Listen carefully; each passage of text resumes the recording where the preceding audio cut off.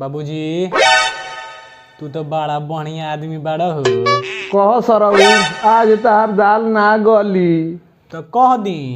तोरा कहे खातिर पंडित जी से मुहूर्त देखवावे के पड़ी। हाँ तो 20 रुपया दो। ससुर हमरा लगे खैनी खाए के पैसे नहीं खे। बस हमारे गोड़ हाथ ना देताई साला जब देखो तब 20 रुपया दो। हाँ तो तू ना देबो ना दे बात तो हमरा मौसी के क्रिया जे तू 20 रुपया ना देबो। रे ठेलुआ ई का कइले रे तोहर त एक कहीं गो मौसी अते जानता रे कि जे उनकरे के तो हम देख देख के जियो तनी ना तो कब न जे बात से कहीं गोड़ कबर में चल गई रही जो हो तो पाकिट में धइले बानी 20 रुपया निकाल।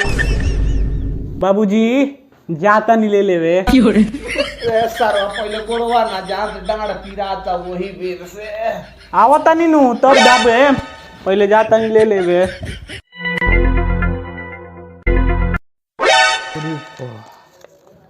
हमरा पता रहलक ह कि माई के क्रिया देती नु तो हमार बुढ़वा 20 रुपया ना दी यही से मौसी के क्रिया देनी है। चलो तनी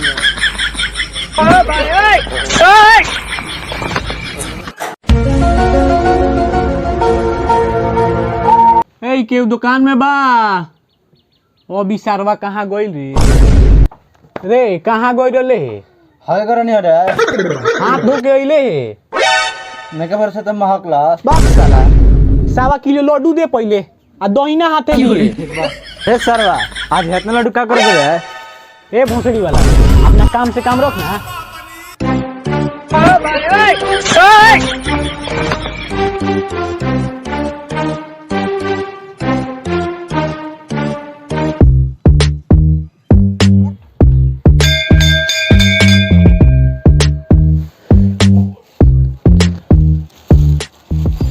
ए भगवान जी रौरा खाती 1.25 किलो लड्डू लेके आई बानी अब प्रकट हो जाई।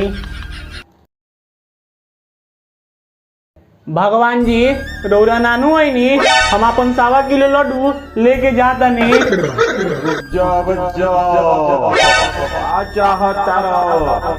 हे प्रभु रौर हमार बात सुनत रहनी हो। बोल का कहे चाहत रे ए दुख भंजन हमरा के एगो गर्लफ्रेंड प्रदान करी। मूर्ख ठेलुआ इसे का मांग ले हमरा से अभी हमरा लगे ई अवेलेबल नहीं खे। रौआ से मंगनी नहीं की मांगत रौरा के 1.25 किलो लड्डू देता नी। बाबा कौन उपाय सोची ना तो हम अपन 1.25 किलो लड्डू लेके जाता नी। बहुत दिन हो गइल बा लड्डू खइला अगर एकरा के खाली हाथ वापस कर देता नी तो हमरा तो लड्डू ना मिली। ठेलुआ काल हो फजीरे नहा धोआ के सबसे पहले आ जाइए तोर मनोकामना पूर्ण होई।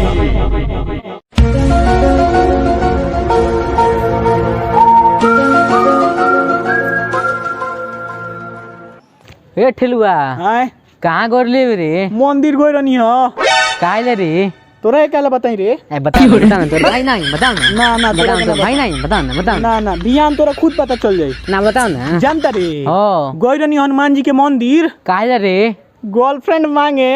हाँ हनुमान जी कहनी है बहुत फजी रे आ जाइए आ गर्लफ्रेंड लेके चल जाइए। रे सरवा इतना गांव में तोरा हम ही लोग ने चुतिया बनावेला बजरंग बली के भविष्य मानी के बट सर बट जल्दी ठीक बा सरऊ मरला हुआ नु भियाने देखियो बताएं तारा के।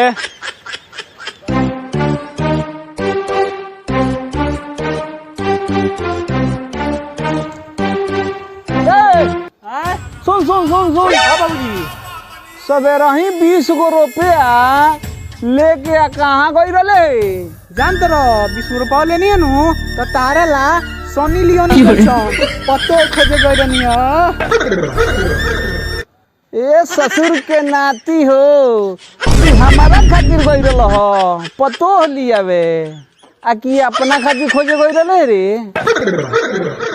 गलत काहे सोचता रह? एने ओने थोड़ी गई रहनी हनुमान जी के मंदिर में अपना ला गर्लफ्रेंड मांगे। सारा ते खाली अपने विषय में सोचे तरे हमरा विषय में के सोची रे?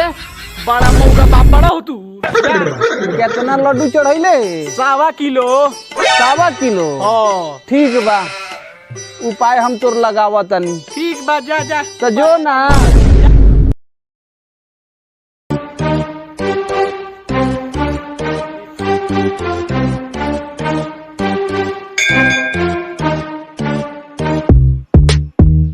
हे हनुमान जी, रउरा काला अनुसार हम आ गइल बानी।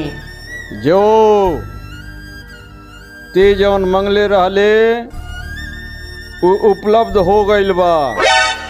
वहाँ कोना में जाके देख।